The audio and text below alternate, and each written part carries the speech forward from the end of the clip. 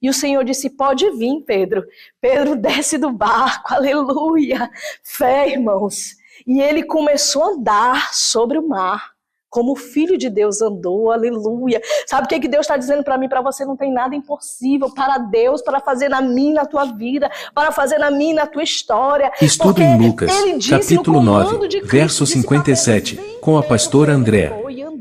Se inscreva no canal e participe dos nossos estudos bíblicos. Ele reparou o vento, ou seja, ele olhou para a dificuldade. Glória a Deus, vamos ler a palavra, que diz assim: indo eles caminho fora, alguém lhe disse, seguir-te-ei para onde quer que fores. Mas Jesus lhe respondeu, as raposas têm seus covis, as aves do céu seus ninhos, mas o Filho do Homem não tem onde reclinar a cabeça. Ao outro disse Jesus, segue-me. Ele, porém, respondeu, permite-me ir primeiro sepultar o meu pai. Mas Jesus insistiu, deixe os mortos o sepultar os seus próprios mortos. Tu, porém, vai, prega o reino de Deus. Outro lhe disse, seguir-te-ei, Senhor, mas deixa-me primeiro despedir-me dos da casa. Mas Jesus lhe replicou, ninguém que tendo posto a mão no arado e olhar para trás é apto para o reino de Deus. Amém? Glória a Deus. Jesus, o Filho de Deus, quando ele veio na terra, ele veio com uma missão e com um propósito. Qual foi a missão de Cristo? Jesus, ele veio trazer salvação e veio trazer redenção, que é o perdão de Deus para toda a humanidade. A palavra de Deus declara que ele veio buscar e ele veio encontrar o perdido. Porque outrora todos nós estávamos perdidos como ovelha que não tem pastor. Jesus, ele é o bom pastor, aquele que deu a vida por cada ovelha. Ele é a porta das ovelhas, o qual a Bíblia afirma, é uma afirmação, que quem entra por esta porta encontra abrigo, encontra segurança e encontra alimento. Porque Jesus, ele supre toda a necessidade da nossa alma. Assim como o nosso corpo físico, ele necessita do alimento diário, da mesma maneira nós precisamos do alimento eterno, que é a palavra de Deus. João, ele escreve acerca do Cristo. João, quando ele vem declarar que Cristo é o verbo que veio habitar entre nós para que nós víssemos a glória do unigênito do Pai, ou seja, o Filho único de Deus. Ele apresenta Jesus como um verbo encarnado. Verbo é a mesma coisa que palavra. Então, João, ele escreve que no princípio era o verbo, ou seja, princípio e início de tudo. E o verbo era Deus, e o verbo estava com Deus. Todas as coisas foram criadas por intermédio dele. E sem ele, nada do que foi feito se fez. E o verbo se fez carne, e habitou entre nós. Então, quando ele fala de verbo e de palavra, ele está falando do próprio Cristo, que tudo quando Deus ele decidiu criar o mundo e dar a forma e organizar tudo, porque Deus é um Deus de ordem, de organização, Deus é um Deus detalhista, Deus é um Deus de detalhes, de cuidado. Ali ele viu que estava tudo sem forma e vazia, e o Senhor agora decide criar a luz, e ele separa a luz da escuridão. E Deus, tudo que ele criou, ele disse, eu vi que isto é bom, porque tudo que Deus faz é bom, tudo que Deus faz é perfeito. A palavra de Deus nos ensina que a vontade de Deus é boa, agradável e perfeito, são os seus caminhos. Então Deus, ele faz o melhor para cada filho, ainda que às vezes a gente não compreenda o processo que nós passamos diante do Pai, ou nas mãos do Pai, porque é um processo constante de santificação, de transformação. Jesus, ele põe à prova quem queria segui-lo. Jesus, ele vem dizer assim, aquele que quer vir após mim, negue-se a si mesmo, tome a sua cruz e me siga. Então, caminhar com Cristo é negar a si mesmo, negar as nossas próprias vontades e desejos, tomar a nossa cruz para poder segui-lo. Jesus não falou para que a gente viesse largar a cruz ou abandonar a cruz. Não existe evangelho, Andrew, sem cruz. Se tirar a cruz, não tem evangelho. Ou seja, não existe um evangelho de facilidade. Não existe um evangelho que não tenha um preço a ser pago. Então, o próprio Cristo, ele vem nos ensinar. nesse momento que Jesus ele estava ali caminhando e alguém se aproxima dele e diz: Senhor, eu vou te seguir aonde o Senhor for. E Jesus ele traz essa resposta para essa pessoa. Ele diz assim: olha, as aves do céu têm os seus ninhos e as raposas têm os seus covis, mas o Filho do Homem não tem aonde reclinar a cabeça. Jesus ele não está dizendo ali que ele não tinha casa, ele tinha família, aleluia, porque Deus é família. O primeiro ministério que Deus instituiu foi a família. Antes de criar a igreja, ele criou a família, ele criou o primeiro casal, aleluia, e ele ama a família. Por isso Deus tem projeto sobre a família. Então eu quero te dizer essa noite que a minha família e a tua família está guardada por Deus. Então Deus ele tem amor, ele tem apreço pela família. Então ali o Senhor ele não estava dizendo que ele não tinha casa, que ele não tinha moradia. O próprio Deus ele vem falar na palavra dele que ele é um Deus que ele é dono do ouro e da prata. Ele é um Deus que é dono de tudo. Em Salmos está escrito: a terra, toda a sua plenitude, como todos os moradores da terra, pertence ao Senhor. Então tudo é de Deus, tudo é para Ele, por Ele são todas as coisas. O Senhor estava ensinando algo, Ele estava mostrando para aquela pessoa se realmente ele estava disposto a segui-lo, se realmente ele estava disposto a renunciar e a negar a si mesmo, para andar com Cristo. Então quando o Senhor nos chama, quando Ele nos escolhe para estar com Ele, é necessário que a gente venha compreender que vai ter que ter uma mudança nas nossas vidas. Nós vamos ter que fazer escolha. E essas escolhas vão ser de acordo com a vontade do nosso Pai, não a nossa própria vontade. Então, servir a Deus é uma vida de escolha. É um caminho em que nós decidimos viver de uma maneira diferente. Paulo, ele escreve, ele procurava tanto seguir o exemplo de Cristo, o apóstolo Paulo, que ele vem escrever: vivo não mais eu, mas Cristo vive em mim. Então ele entendeu que quem tinha que liderar, quem tinha que governar a vida dele era o Senhor Jesus, era o Espírito Santo. E é o Espírito Santo de Deus que é o nosso auxiliador, que é o nosso ajudador, que é o nosso consolador. Quando Jesus ele ascendeu aos céus, e ele fala para os seus, né, que ele permanecesse em Jerusalém, até que fossem revestidos de todo o poder. Ele estava falando acerca da descida do Espírito Santo. Ele diz: convém que eu vá para que ele venha. O Consolador, o Espírito Santo da verdade, o qual o mundo não conhece, não vê, não recebeu, mas que esse, a Bíblia afirma que habita dentro de nós, filhos de Deus. E ele diz assim: ele ensinará a vocês todas as coisas, ele guiará o vosso caminho.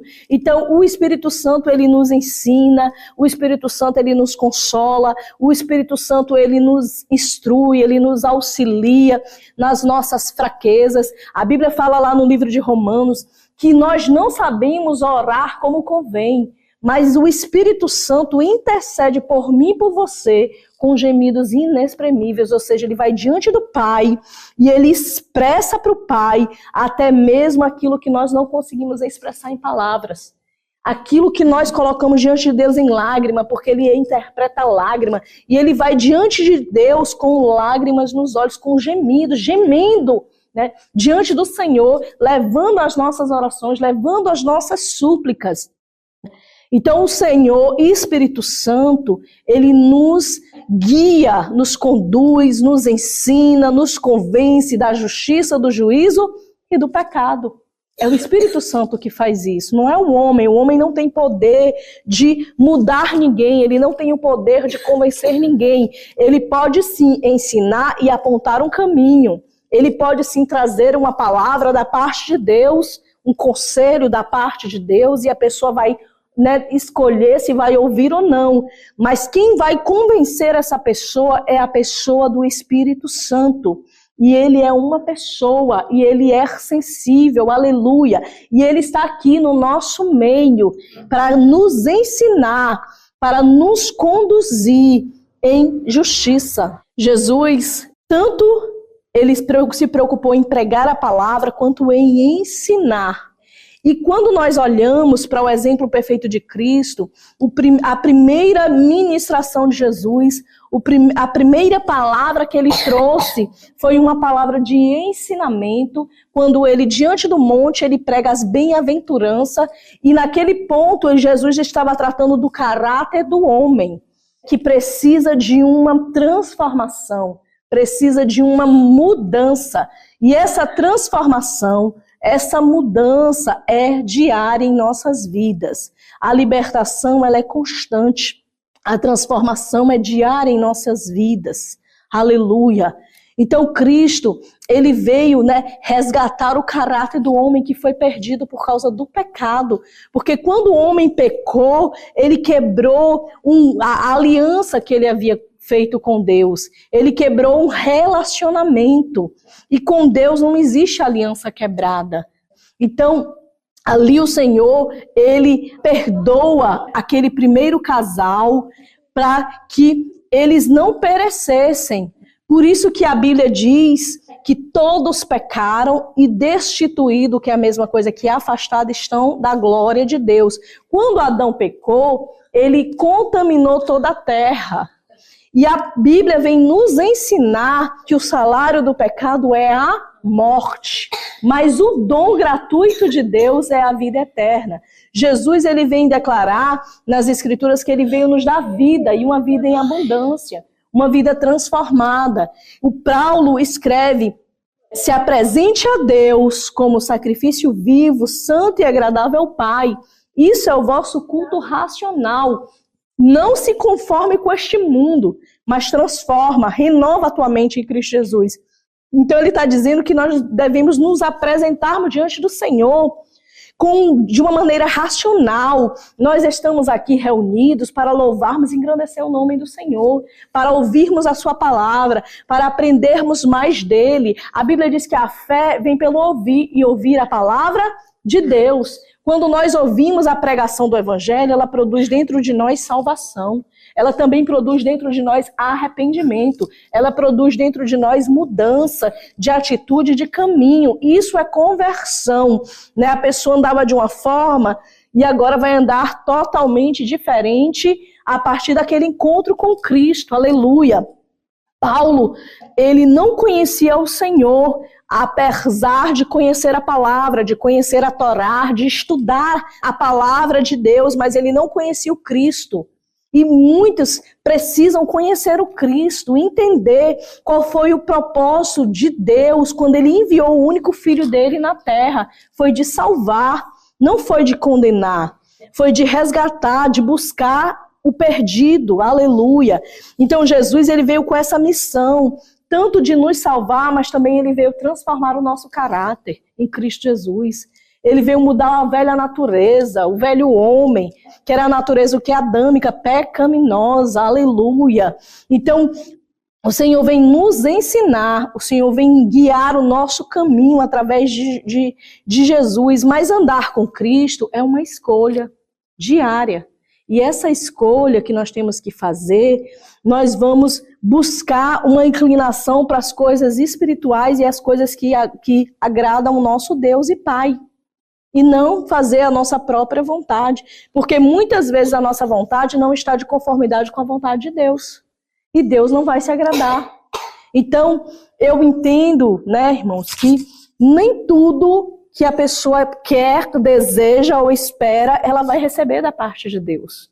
Porque se não estiver de acordo e alinhado com a vontade do Pai, o Pai não vai fazer. Porque Ele não quer que nenhum filho se perca. Jesus disse que, Pai, nenhum dos que o Senhor me deu se perdeu, a não ser o filho da perdição. Quando Jesus, antes de ascender aos céus, ele roga pelos seus e ele diz: Pai, eu rogo por esses e peço ao Senhor que não os tire do mundo. Eles estão no mundo, mas eles não pertencem a este mundo. Nós não pertencemos a este mundo. Nós estamos aqui de passagem, irmãos. É por um tempo determinado por Deus.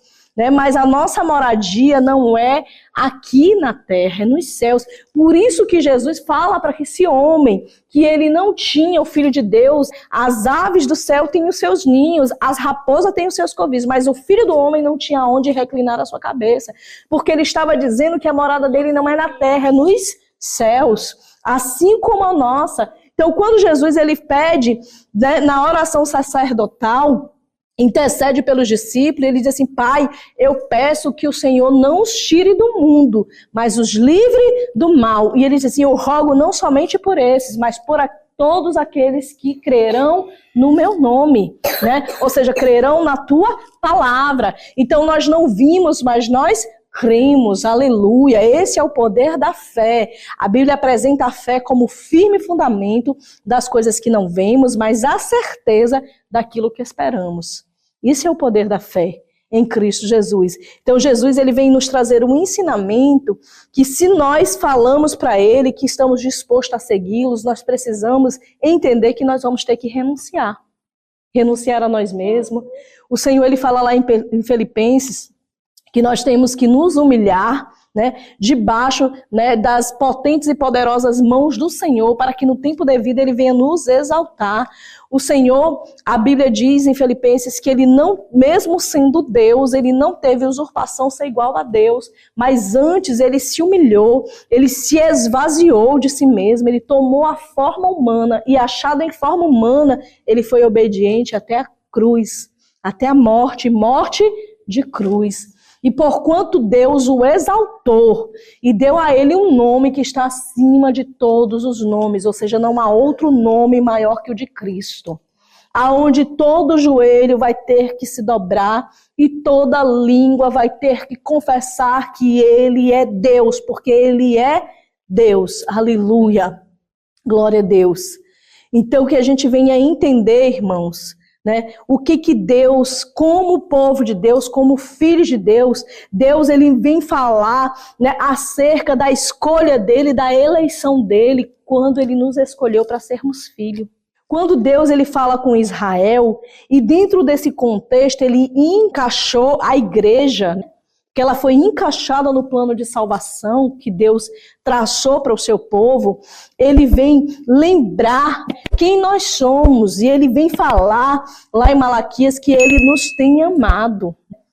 Ele tem nos amado, como um pai ama o filho. Ele vem nos lembrar de quem nós somos, né? Que nós somos filhos. E se somos filhos, também somos herdeiros e co-herdeiros em Cristo Jesus. Então o Senhor vem nos lembrar do seu amor por cada um de nós. E ele vem lembrar, irmãos, da nossa identidade, né? E ele diz assim, lá em Isaías, né? O boi conhece o seu possuidor, o jumento o dono da sua manjedoura. Porém, Israel não tem conhecimento. Então, quando Deus está falando isso, ele está falando com aquele que ele chama de filho, daquele que ele separou, daquele que ele escolheu, daquele que ele ungiu para ser povo santo. Deus fala nas epístolas de Pedro: vós sois raça eleita, geração santa, povo adquirido, propriedade exclusiva, ó, tem um dono peculiar do Senhor. Então ele vem nos lembrar quem somos diante de Deus. Somos filho. E qual é o filho que não obedece o pai? E qual é o filho que não vai andar da maneira que o pai quer que ele ande? O Senhor ele vem dizer que se somos filhos, somos herdeiros e co-herdeiros em Cristo Jesus. Mas também, como filhos, nós temos que ser obedientes ao Pai. Porque o filho que é obediente, ele fica para sempre na casa do Pai. Então nós temos que entender que quando Deus ele vem dizer que ele nos amou, ele tem nos amado, e ele vem lembrar que ele é Pai, ele vem lembrar de uma identidade, ele vem lembrar que nós, como filhos de Deus, nós precisamos tomar decisões que agradam ao nosso Pai. E servir e andar com Cristo requer mudanças de atitude, de caminho, requer mudança de caráter, requer compromisso, né? Nós temos que fazer todos os dias, nos esforçarmos para fazermos a vontade de Deus e não a nossa própria vontade. Deus, ele nos chama para um nível de intimidade, de comunhão com Ele. Quando Adão pecou, viu, Larinha? Ele perdeu a intimidade, ele perdeu a comunhão, ele perdeu a glória de Deus, ele era vestido da glória de Deus. Adão, Deus criou ele poderoso. E quando ele pecou, ele ali recebeu a sentença da punição pela desobediência dele, pelo pecado dele, que foi a sentença de morte, morte física, primeira morte. Mas existe a segunda morte, que muitas vezes as pessoas não conhecem, não sabem, não entendem, que é a morte que é pior que a física, que é a morte espiritual, porque significa distanciamento eterno de Deus, ou seja, do Pai. Essa pessoa é condenada a passar a eternidade longe do Pai. Mas o Pai, ele não quer que os seus filhos fiquem distante dele, ele quer que os filhos estejam pertinho dele. Jesus, quando ele ali instruindo os discípulos, ele diz assim, não tenham medo, não se turbe o vosso coração, creia em Deus, creia também em mim. Na casa do meu Pai há muitas moradas. Se não fosse assim, eu vos teria dito, mas eu vou para o Pai preparar um lugar, para que onde eu esteja, vocês estejam também. Então o Senhor, ele fez questão de ir para os céus, preparar uma moradia para cada um de nós, para que a gente venha estar junto dele.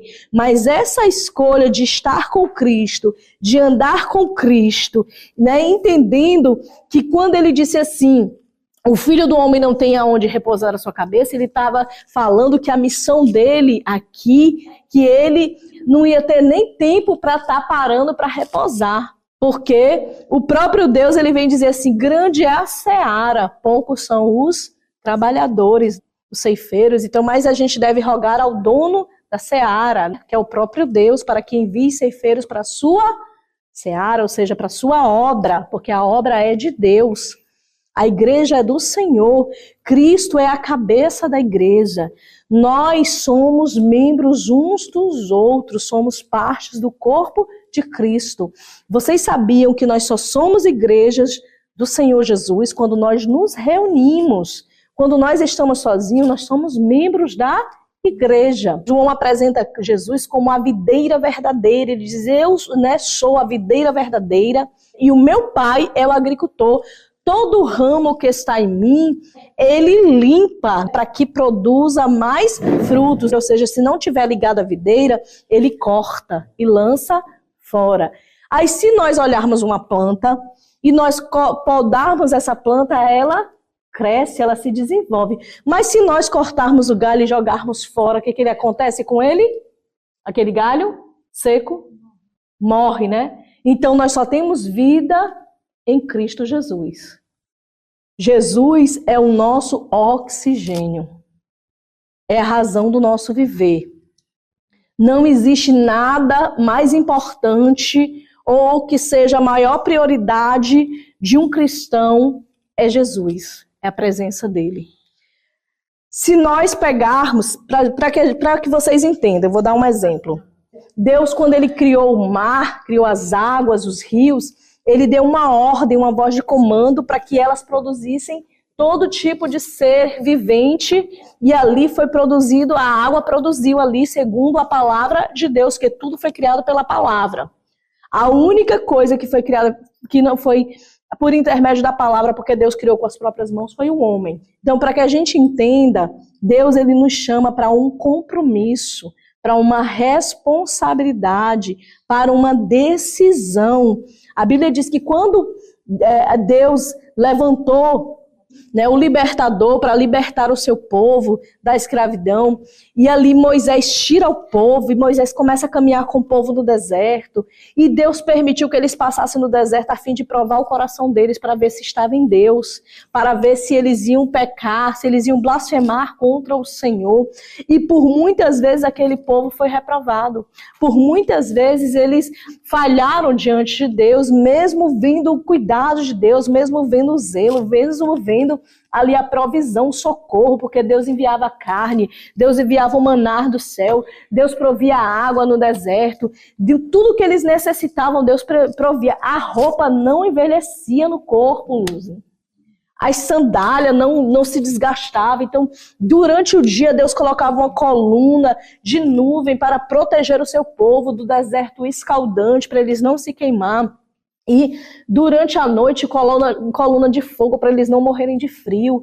E aquela coluna era a presença de Deus que guiava eles o tempo todo no caminho. Mas Deus provou o coração deles para ver se eles iam ser fiel. E Deus prova cada filho para ver se esse filho vai ser fiel, para ver se ele vai permanecer no centro da sua vontade. Aleluia. Então, quando nós lemos lá no livro de Provérbios, eu vou ler aqui para vocês, ele diz: dai-me, filho meu, o teu coração, e os teus olhos se agradem dos meus caminhos. Então Deus está dizendo para você: dai-me, filha minha, o teu coração. Então, Deus, ele vem nos ensinar que nós temos que ter uma entrega total. Então, nós tomamos um posicionamento de filho.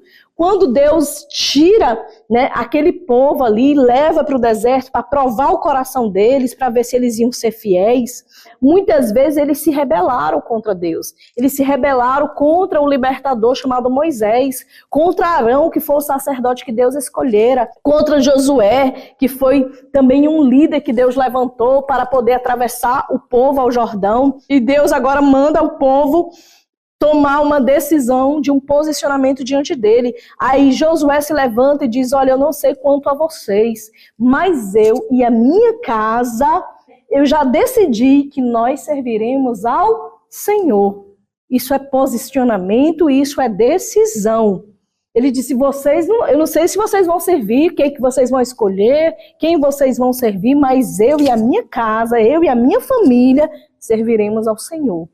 E nós temos que, da mesma forma que Josué entendeu que ele tinha como filho de Deus, ele fazia parte do ministério de Cristo, tomar um posicionamento. Então a primeira coisa que Deus ele nos pede, ele espera de nós, ele requer de nós, é uma entrega total, em que ele deixou escrito no livro de Provérbios. Amém? Aí nessa entrega total, nós vamos, Deus vai trabalhar as nossas emoções. Aí nós vamos entender que para nos entregarmos totalmente ao Pai, nós temos que nos doar a Ele. Nós temos que doar a nossa vida, nós temos que doar os nossos pensamentos, nosso sentimento, doar o nosso tempo ao Senhor. Aleluia. Se nós formos devolvermos o dízimo do tempo, um dia tem 24 horas, nós teríamos que ter o quê? 2 horas e 40 minutos dedicado ao Senhor. E muitas vezes a pessoa não tira 5 minutos para louvar e engrandecer a Deus, para agradecer a Deus, simplesmente porque Ele é Deus e por você estar vivo. Porque Deus o tempo todo, Ele cuida de cada filho, Ele nos livra, Ele nos protege. E quanto mais nós buscamos, mais recebemos do Pai. Quando Jesus disse para o seu povo, ele deu uma ordem: olha, fica aí em Jerusalém, até que vocês sejam revestidos de todo o poder. Ele estava dizendo para aquele povo: olha, fica na presença, fica na igreja, aleluia, que hoje é o lugar onde ele manda a gente ficar. Eu não estou falando da gente ficar 24 horas dentro da igreja, não, da casa de oração, não é isso. Porque nós temos que ser a igreja do Senhor.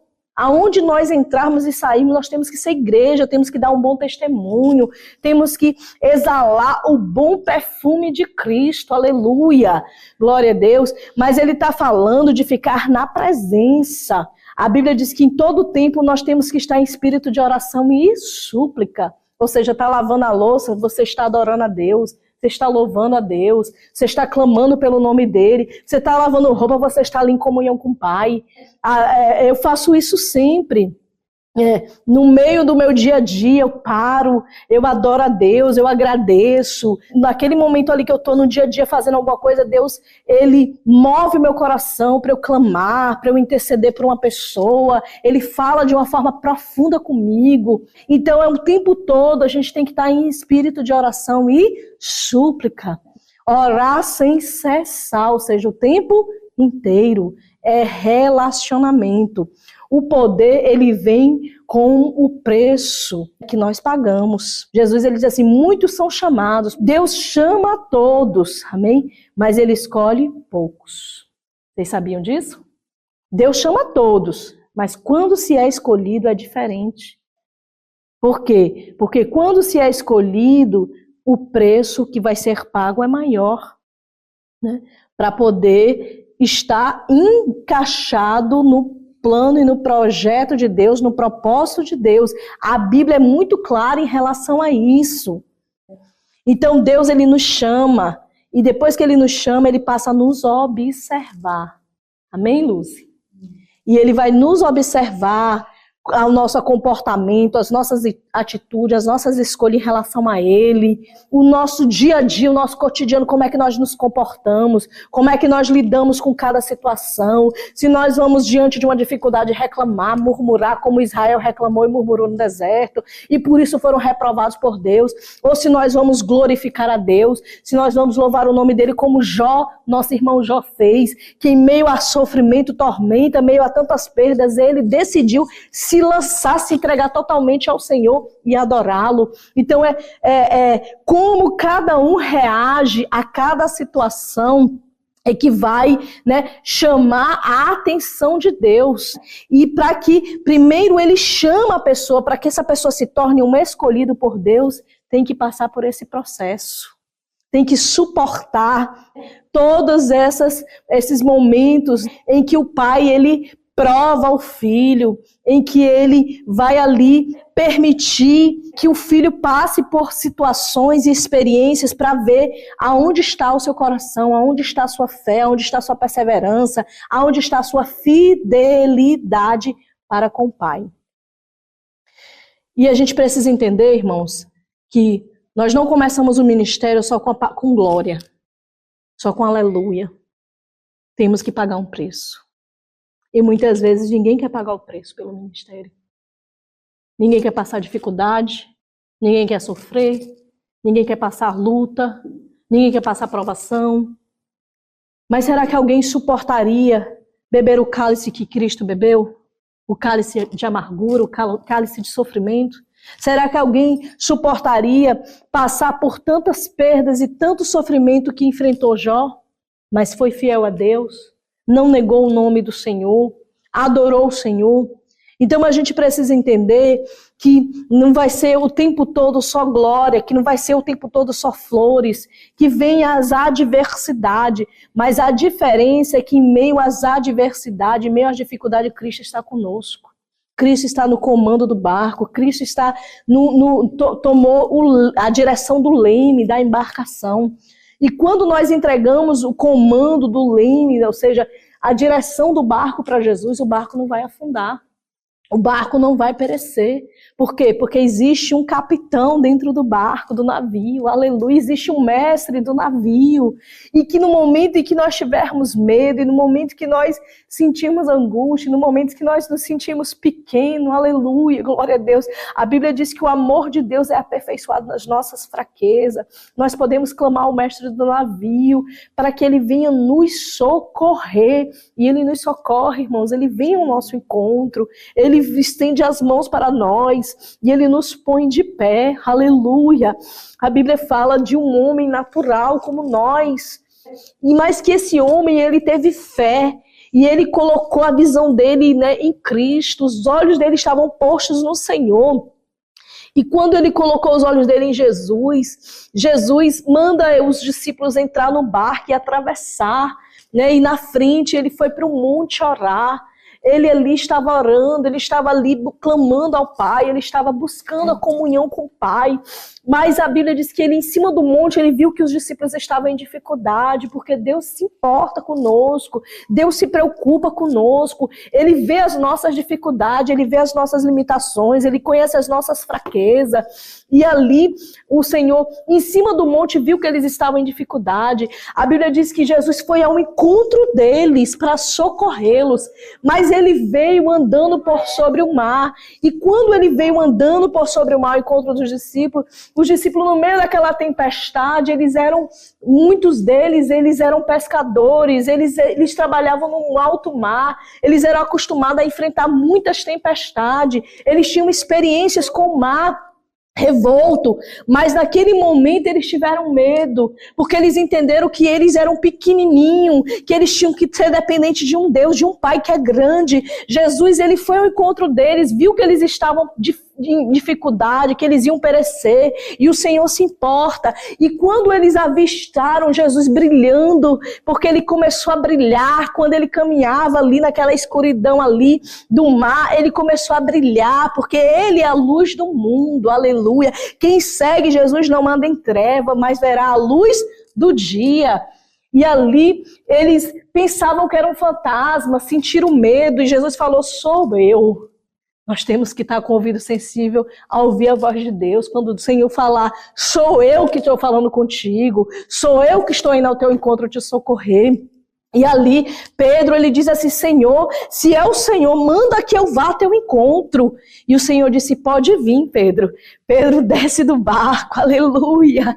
Fé, irmãos. E ele começou a andar sobre o mar, como o Filho de Deus andou, aleluia. Sabe o que Deus está dizendo para mim, para você? Não tem nada impossível para Deus, para fazer na minha, na tua vida, para fazer na minha, na tua história. Porque ele disse no comando de Cristo, disse para Pedro: vem, Pedro. Pedro foi e andou. E ele andou bastante sobre o mar. Só que a Bíblia diz que de repente ele reparou o vento, ou seja, ele olhou para a dificuldade. Ele tirou os olhos de Cristo. E quando ele olhou para a dificuldade, quando ele olhou para a adversidade, quando ele olhou para a tempestade, ele afundou. Muitas vezes, quando nós olhamos as dificuldades, os problemas, as lutas, né, as tempestades, os levantes, a gente afunda, porque a gente não consegue ver a luz, a gente não consegue ficar os olhos em Cristo Jesus. E foi o que aconteceu. Pedro tirou os olhos de Cristo e ele afundou. E quando ele estava afundando, ele clamou, aleluia. A Bíblia diz: clame a mim, responder-te-ei e anunciar-te-ei coisas grandes e firmes, o qual não sabes. Então o segredo é clamar, é pedir a Deus o socorro, é pedir a Deus o auxílio, é dizer: Senhor, está doendo, Senhor, não estou aguentando, Senhor, a tua palavra diz, e a tua palavra é verdade, que o Senhor não dá uma prova que os teus filhos não venham suportar. Antes o Senhor envia o escape, envia aí o escape, Senhor, envia aí a provisão, se compadece de mim, tem misericórdia da minha casa, tem misericórdia da minha família, tem misericórdia do meu casamento, tem misericórdia dos meus filhos. E ele vem ao nosso encontro. A Bíblia diz que ele estendeu a mão e tirou Pedro de dentro da água. Ele estava afundando. E ele disse: Senhor, me socorre que eu vou perecer. E o Senhor pôs Pedro de pé. E o Senhor Jesus disse: homem de pequena fé, por que duvidastes? Olha que Jesus disse que ele tinha uma fé pequenininha. Aleluia. E mesmo com a fé pequena, ele conseguiu andar por sobre o mar. Porque, segundo o comando de Cristo, aleluia, o Senhor diz na sua palavra, irmãos, que com Cristo somos mais que vencedores. Você não vai ver em nenhum lugar escrito que alguém é mais que vencedor, a não ser na palavra de Deus.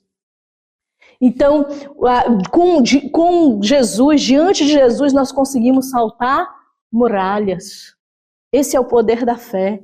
Não podemos duvidar, não podemos deixar o barco à deriva, sem entregar o comando do leme do nosso barco, a direção para o Cristo, para que Ele venha, né, tomar as decisões acertadas sobre as nossas vidas, porque o Senhor não erra. O Senhor é um Deus que Ele não erra nas suas escolhas. E Ele é um Deus que Ele é perfeito. Que o Espírito Santo venha guiar os nossos caminhos, para que não venhamos tomar decisões erradas ou precipitadas. Porque como seres humanos a gente pode errar, irmãos, a gente pode se precipitar. A gente pode ser enganado pelos nossos sentimentos, as nossas emoções. Quando nós não fazemos o que o texto requer, que ele diz que nós temos que fazer uma entrega total a Deus, dar para Ele o nosso coração. Aí em Provérbios, Deus ele escreveu, usando Salomão, e ele diz: sobre todas as coisas guarda o teu coração, porque dele provém as fontes para a vida. Então Deus está dizendo, a Bíblia também diz em Provérbios que o coração do homem é enganoso e perverso. Então quando ele diz que o coração do homem é enganoso, quando o homem é guiado pelas suas emoções, não guiado por Deus, mas pela sua própria vontade. Mas quando nós somos guiados por Cristo, quando, né, os nossas vontades, nossos desejos, as nossas emoções estão ali nas mãos do Senhor, Ele vai trazer paz, Ele vai trazer equilíbrio, Ele vai trazer domínio próprio, Ele vai trazer mansidão, Ele vai trazer os frutos do Espírito Santo sobre as nossas vidas. E Ele vai mudar o nosso caráter, que precisa todos os dias ser transformado e moldado para sermos parecidos com Cristo, aleluia. Paulo estava tão parecido com Jesus, ele procurava tanto copiar e imitar o Cristo, que ele fala, sejais meus imitadores como eu sou do Senhor. Então ele estava chegando a esse nível de procurar andar como Jesus andava, falar como Jesus falava, né, se comportar da maneira qual Cristo se comportaria. Mas nós temos que ser guiados por Deus, pelo Espírito Santo, por Cristo, amém? Glória a Deus, vamos agradecer. Senhor, meu Deus e meu Pai, Pai amado, Deus querido, Jesus da glória, queremos te agradecer, Senhor, por mais um dia, Senhor, por mais esta oportunidade, Jesus, de estarmos, Pai, na tua santa e gloriosa presença, Pai, de estarmos aqui, Senhor, louvando e engrandecendo o teu santo nome. Obrigado, Senhor, por esta oportunidade de ouvirmos, Senhor, a Tua palavra, que possamos, Senhor, assim, colocar ela nos nossos corações, Senhor, e praticarmos cada dia mais, Senhor. Que assim o Senhor venha nos direcionar, que o Teu Espírito Santo venha nos dar sabedoria cada dia, venha nos ensinar, venha nos direcionar, meu Pai. Ô Espírito Santo de Deus, muito obrigado por estar conosco neste momento, continua conosco, Senhor. Nos leva, Senhor, em paz e em segurança para as nossas casas, Senhor. E mais uma vez, Senhor, eu te agradeço, Pai, por este momento rico, em nome do Pai, em nome do Filho e em nome do Espírito Santo de Deus. Amém. Amém, glória a Deus.